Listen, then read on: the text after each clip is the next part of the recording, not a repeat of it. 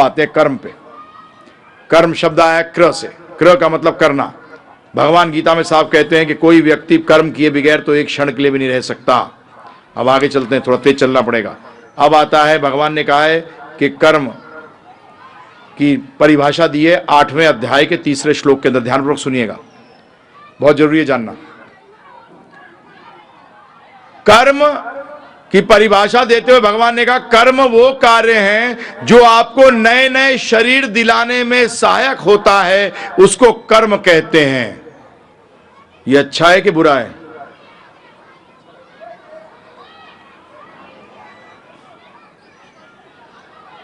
हैं? बड़ा सोचना पड़ रहा है। कर्म वो कार्य है जो करने से आपको नए नए शरीर प्राप्त होते हैं। शरीर कहां प्राप्त होते हैं? कुंठा में, वैकुंठा में? कुंठा में। तो ये अच्छा हुआ कि बुरा हुआ? बार बार जन्म मृत्यु जरा व्याधि में जो चीजें घुमाएं उनको कर्म कहते हैं, और लोग कहते हैं बड़ा कर्म योगी है। अरे मैंने कहा बड़ा गर्व हो जाए इसका। और एक कर्म करना चाहिए, बस कर्म करे जाओ। गीता में कहीं नहीं है। गीता में भगवान ने कहा है साफ रूप में, सुनिए।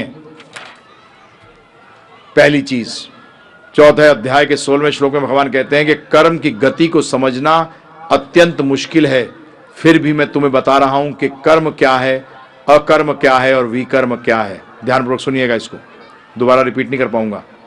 कर्म का मतलब समझिएगा। 2 प्रकार का, अब लीजिए कार्य। कार्य 3 प्रकार के होते हैं, कर्म, विकर्म और अकर्म। अब समझिए, कार्य 3 प्रकार के।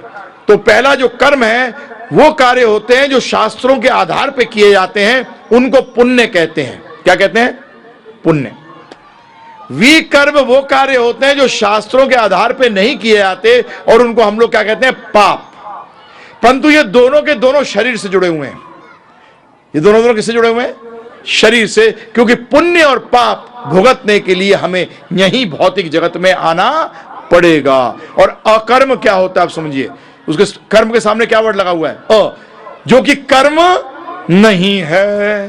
अब को उसका मतलब क्या हुआ? उसका मतलब यह हुआ कि कार्य करूंगा परंतु फल भुगतने के लिए भौतिक जगत में नहीं आना पड़ेगा। उसका फल मुझे कहां मिलेगा? वैकुंठ में।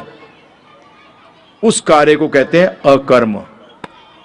उसको दूसरा नाम है भक्ति। क्या नाम है प्रभु जी? भक्ति। अब समझिए, ये 3 टाइप के बताए। अब एक चर्चा कर देते हैं भाग्य पे, फिर आगे चलेंगे कर्म पे थोड़ा डिटेल। भाग्य क्या है? जो कर्म का फल होता है उसको भाग्य कहते हैं। कृपा करके जब आप किसी व्यक्ति को कहते हैं लॉटरी खुल जाए तो कहते हैं अरे यार क्या भाग्यशाली है। इसका मतलब क्या हुआ? हम लोग बताऊं गलती क्या क्या समझते हैं? भाग्यशाली का मतलब भगवान ने इसको कुछ स्पेशल दे दिया।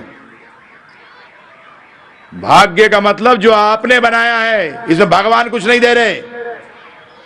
अपने कर्मों का फल भुगत रहे हो आप। जो आपको मिल रहा है वो आपके कर्मों के अनुसार। अगर कोई व्यक्ति टॉप पे पहुंचा हुआ है, आपको लक्की था, लक्की किसने बनाया? अपने आप ने बनाया उसको, अपने अपने लक उसके कर्मों ने उसको बनाया है, भगवान ने नहीं। ये ध्यान रखिएगा, ये दिमाग से निकाल दीजिएगा कि भाग्य भगवान देता है। कर्मों के फल को भाग्य कहा जाता है। दोबारा दोहरा रहा हूं, कर्म के कार्य करोगे फल मिलेगा, वो फल क्या है? भाग्य।